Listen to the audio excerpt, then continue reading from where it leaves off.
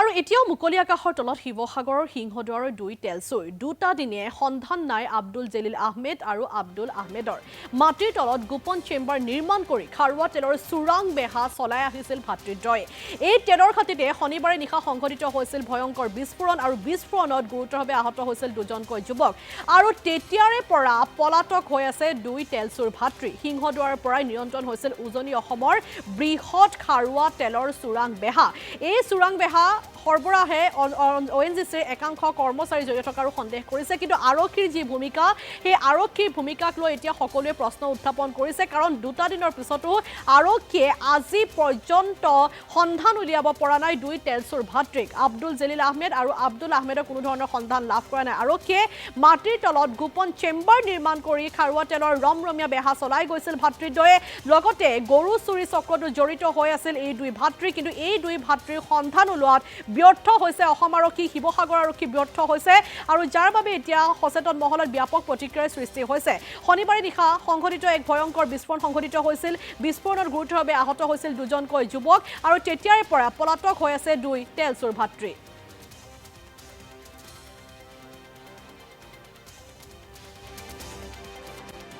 আৰু সবিশেষ জানিবলৈ আমি ফোনযোগে সংযোগ স্থাপন কৰিছো আমাৰ upper Assam bureau chief Bhaskarjyoti দাসৰ সৈতে ভাস্কৰজ্যোতি দাস আপোনাৰ ওচৰলৈ আহিছো দুটা দিন উকলি গ'ল কিন্তু আজি পৰ্যন্ত কিয় শিৱসাগৰ আৰক্ষীয়ে গ্ৰেপ্তাৰ কৰিব পৰা নাই এই দুই ভাতৃক আৰক্ষীয়ে কিদৰে অভিযান আৰম্ভ কৰিছে সবিশেষ জানিম নাজমি আপুনি খুব এটা গুৰুত্বপূৰ্ণ কথা কৈছে যে দুটা দিন হ'ল শনিবাৰৰ সন্ধিয়াৰ ঘটনা শনিবাৰে সন্ধিয়াই এই যিটো খাৰুৱা তেলৰ অবৈধ যিটো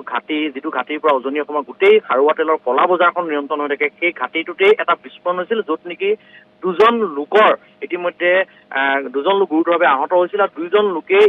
বৰ্তমান ডিব্ৰুগড় অসম চিকিৎসা মহাবিদ্যালয়ত জীৱন মৃত্যুৰে যুঁজি আছে ICUত আছে কিন্তু তাৰ সমান্তৰালকে যে এই যিটো খাৰুৱা তেলৰ যিটো অবৈধ ঘাটি সেই ঘাটিটো যি দুটা তেলচুৰে চলাই আছিল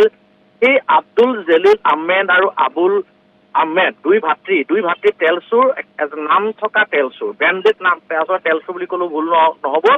সেই তেলচুৰ দুটাৰ কিন্তু বৰ্তমান পৰ্যন্তলৈকে আৰক্ষীয়ে জালত পেলাবলৈ বা আৰক্ষীয়ে গ্ৰেপ্তাৰ কৰিবলৈ সক্ষম হোৱা নাই কিন্তু সেই আৰক্ষীৰ নাকৰ তলতেই বছৰ ধৰি এই দুই ভাতৃয়ে আপুনি যদি যায় শিৱসাগৰ নাজিৰা যিটো সংযোগী আচলতে পথ আছে মূল পথ আছে সেই মূল পথটোৰ পথৰ কাষতে আচলতে খুল্লম খুল্লা যিটো অপেনলি বুলি কোৱা হয় খুল্লম খুল্লা আৰক্ষীৰ নাকৰ তলতে তেওঁলোকে বছৰ ধৰি এই যিটো অবৈধ ঘাটি খাৰুৱা তেলৰ ঘাটি সেই ঘাটিটো চলাই আহিছিল আৰু তাৰপিছতো আৰক্ষীয়ে গম নাপায় কিন্তু সেইদিনাখনি দুৰ্ভাগ্যক্ৰমে যিটো ঘটনা হ'ল যে এখন ডাম্পাৰত আপুনি বনাশ্মী চিন্তা কৰক আপুনিও নিশ্চয় ডাম্পাৰখন চিনি পায় বা ডাম্পাৰ বুলি ক'লে আমি আমাৰ যিখন গাড়ীৰ কথা মনলৈ আহে সেই ডাম্পাৰখনত এই তেলচুৰ দুটাৰ পৰিকল্পনা মতে এটা তেলৰ টেংকি তেওঁলোকে সংস্থাপনৰ কাম কৰি আছিল আৰু সেই তেলৰ টেংকি দুটা সংস্থাপনৰ দায়িত্ব দিছিল এজন ৱেল্ডাৰ আব্দুল জলিল নামৰ এজন ৱেল্ডাৰ সেই ৱেল্ডাৰজনৰ লগতে মুজাক্কিৰ আলী নামৰ আন এজন লোক সেই দুইজন লোকে সেই সময়ত সেই ডাম্পাৰখনৰ ওপৰত উঠি এটা টেংকি তেলৰ টেংকি সংস্থাপনৰ কাম কৰি আছিল আৰু কৰি থকাৰ সময়তেই এটা ব্ৰাষ্ট হৈ পেলাই এই যি দুজন লোক প্ৰায় 100 মিটাৰ অধিক উপৰি যোৱাৰ পিছত তেওঁলোকক প্ৰথম শিৱসাগৰ অসামৰিক চিকিৎসালয়লৈ অনা হয় তাৰপিছতে তেওঁলোকৰ অৱস্থা গুৰুতৰ দেখি ইয়াৰ চিকিৎসকে ডিব্ৰুগড়লৈ প্ৰেৰণ কৰে সংকটজনক অৱস্থাত ডিব্ৰুগড়লৈ যোৱা হ'ল কিন্তু সেই দিনটো ধৰি আজি পৰ্যন্ত আপুনি বনাশ্মী আচৰিত হ'ব সেই যিটো অবৈধ খাৰুৱা তেলৰ ঘাটি আছিল সেই ঘাটিটোত না আৰক্ষীৰ উচ্চপদস্থ কোনোবা বিষয়া গৈছে না কোনোবা মেজিষ্ট্ৰেট গৈ সেই আৰক্ষীৰ উপস্থিতি সেই ঘাটিটো চিল কৰিছে না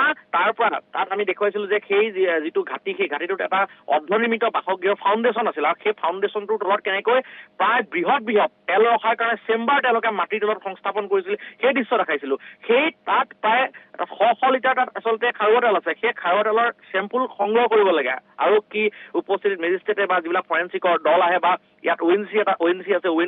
তেওঁলোকৰ জিঅ'লজিষ্ট আছে তেওঁলোকে ইয়াৰ পৰা চেম্পুল সংগ্ৰহ কৰি পঠিয়াব লাগে কিন্তু সেই একো কামেই কৰা পৰিলক্ষিত হোৱা নাই আৰু সেই যিটো ঘাটিটোত প্ৰায় 3-4খন পৰিত্যক্ত গাড়ী আছে যিখন ডাম্পাৰ বিস্ফোৰণলৈ সেই ডাম্পাৰখন আছে আৰু বিভিন্ন পাম্প ছেট আছে এপদ বস্তু আৰক্ষীয়ে চিজ কৰা নাই আনকি সেই অবৈধ ঘাটিটোত যিটো তেলচুৰ দুটাই সন্মুখৰ যিখন গেটত এটা তলা লগাই থৈছিল সেই তলাটো আৰক্ষীয়ে খুলিবলৈ আজি পৰ্যন্ত সক্ষম হোৱা নাই গতিকে আপুনি তাৰ পৰা কি বুজিব বনাশ্মী যে আৰক্ষীয়ে সমগ্ৰ এই যিটো তেলচুৰ আচলতে আব্দুল জেলিল আহমেদ আৰু আবুল আহমেদ দুইটা তেলচুৰকে যে আৰক্ষীয়ে ৰক্ষণাবেক্ষণ দিছে সেই কথা ইতিমধ্যে স্পষ্ট হৈ গৈছে। মই পুনৰবাৰ কৈছো, এয়া নতুন কথা নহয়। উজনি অসমত এই যিটো ঘাটি, সিংহদুৱাৰ যিটো ঘাটিত বিস্ফোৰণ সংঘটিত হৈছিল, সেই ঘাটিটোৰ পৰা উজনি অসমত প্ৰায় কেইবা বছৰ ধৰি গোটেই যিটো খাৰুৱা তেলৰ কলা বজাৰ, সেই কলা বজাৰখন ইয়াৰ পৰাই নিয়ন্ত্ৰণ হৈ আছিলে। আৰু এই দুটা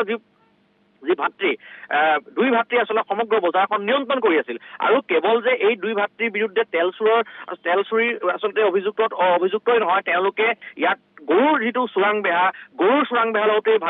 দুই ভাতৃ জড়িত আছে বুলি আমাক কেমেৰাৰ সন্মুখত সেই সিংহদুৱাৰ যিডোখৰ স্থানত সেই আচলতে অবৈধ ঘাটিটো আছে তাৰ ওচৰ চুবুৰীয়া আমাৰ আগত ভাষ্য দিছে, যিবিলাক ভাষ্য হয়তো PCR টিমটো যদি সমভাৱে চলাব। আৰু এই গোটেই যিখন কলা বজাৰ সেই ঘাটিটোৰ পৰা চলাই আছিল, সেই সম্পৰ্কত স্থানীয় ৰাইজে বহুবাৰ আৰক্ষীক অনুনয় আবেদন কৰিছিল যে এই ঘাটিটো উচ্ছেদ কৰিব লাগে বা এই ঘাটিটোৰ সন্দৰ্ভত তেওঁলোকে অভিযান চলাব লাগে বা এনকুৱাৰী কৰিব লাগে, তদন্ত কৰিব লাগে যে ঘাটিটো কি চলে, চাৰিওফালে বেৰা মাৰি ডাঙৰ আচলতে বেৰা লগাই, সন্মুখত ডাঙৰ গেট লগাই, ভিতৰত কি চলে, সেই সম্পৰ্কত স্থানীয় লোকৰ সন্দেহ হৈছিল। আৰু সন্দেহ হৈ তেওঁলোকে আৰক্ষীক বহুবাৰ এই সম্পৰ্কত তেওঁলোকে বহুখিনি কথা কৈছিল। কিন্তু তাৰ পিছতো আৰক্ষীয়ে এই দুই তেলচুৰ ভাতৃৰ বিৰুদ্ধে একো ব্যৱস্থা গ্ৰহণ নকৰিলে।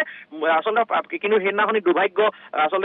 দুৰ্ভাগ্যবশতঃ সেইদিনাখনি তেওঁলোকৰ ভাগ্য বেয়া আছিল। এই তেলচুৰ দুটা আৰু সেই তেলচুৰ দুটা যিটো অবৈধ তেলৰ ঘাটি, তাতে এই ঘটনাটো ঘটিল, বিস্ফোৰণৰ ঘটনাটো ঘটিল। প্ৰথম অৱস্থাত আৰক্ষী তৎপৰ হৈছিল যে বিস্ফোৰণটো ক'ত হৈছিল, আলফাই ক'ৰবাত ID বিস্ফোৰণ কৰিলে নেকি বা আলফাই ক'ৰবাত বোমা বিস্ফোৰণ কৰিলে নেকি। যেতিয়া পিছত গম পালে যে সেই বিস্ফোৰণটো এই যি দুটা তেলচুৰ আব্দুল জেলিল আহমেদ আৰু আবুল আহমেদৰ তেলচুৰৰ ঘাটিত হৈছে, তেতিয়া যিকেইজন উচ্চপদস্থ আৰক্ষী বিষয়া আছিল তেওঁলোকে আচলতে কোনো নিশ্চুপ, কোনো ধৰণৰ তেওঁলোকৰ সাৰ সুৰ নাই। তেওঁলোকে না ইয়ালৈ এই পিঅ'টো ভিজিট কৰিলে, না পিঅ'টোলৈ আহি যিবিলাক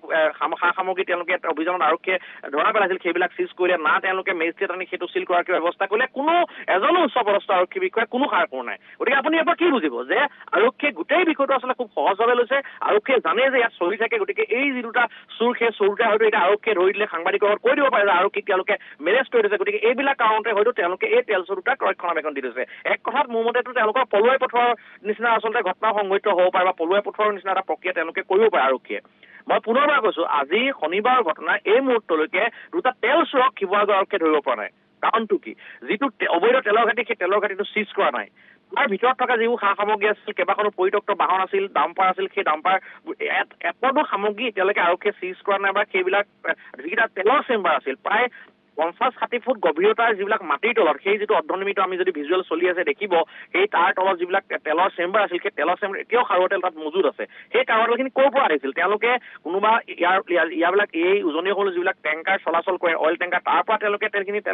জমা কৰিছিল নে, তেল কাটি জমা কৰিছিল নে তেওঁলোকে সেই অঞ্চলৰে যে ONGC যদি কিবা পাইপ গৈছে, সেই পাইপ ফুটাই তেওঁলোকে তাত আচলতে সেই খাৰুৱা তেলখিনি জমা কৰিছিলে? সেই সম্পৰ্কতো আৰক্ষীৰ একো তথ্য নাই। গতিকে তথ্য ওলাব ক'ৰবা, আৰক্ষীয়ে তদন্ত কৰিলে তথ্য ওলাব। কাৰণ আৰক্ষীয়ে জানে যে এইটো কেনেকে গোটেই কি কাৰবাৰ চলি আছে, গোটেই আৰক্ষী জ্ঞাতসাৰে গোটেই কাৰবাৰটো চলি আছিল। কাৰণ যিডোখৰ স্থানত সেই আচলতে এই যিটো তেলৰ ঘাটিটো আছে, অবৈধ তেলৰ ঘাটিটো আছে, সেইটো শিৱসাগৰ নাজিৰা মধ্যমনি এটা অঞ্চল। কাৰণ আপুনি সেইটো সীমাত এটা আছে, নাজিৰা চাব ডিভিজন আৰু শিৱসাগৰ সদৰ আচলতে মাজভাগতে আছে। আৰু সেই আপুনি যিটো ঘাটি, সেই ঘাটিৰ পৰা নাজিৰা সদৰ থানাখনৰ দূৰত্ব খুব বেছি নহ'ব, 1-1.5 কিলোমিটাৰ হ'ব। আৰু ঠিক তেনেকে নাজিৰাত সদৰ থানাখন আছে, নাজিৰাত SDPO আছে, CI আছে, এইফালে শিৱসাগৰ গোটেই আৰক্ষী বিভাগটো আছে। এজন আৰক্ষী অধীক্ষক, দুজনকৈ অতিৰিক্ত আৰক্ষী অধীক্ষক, এজন DSP হেডকোৱাৰ্টাৰ আছে। আৰু ভাস্কৰ জ্যোতি দাস, আপোনাক এই মুহূৰ্তত আমি ধন্যবাদ জনাইছো সবিশেষ আমাক জনোৱাৰ বাবে।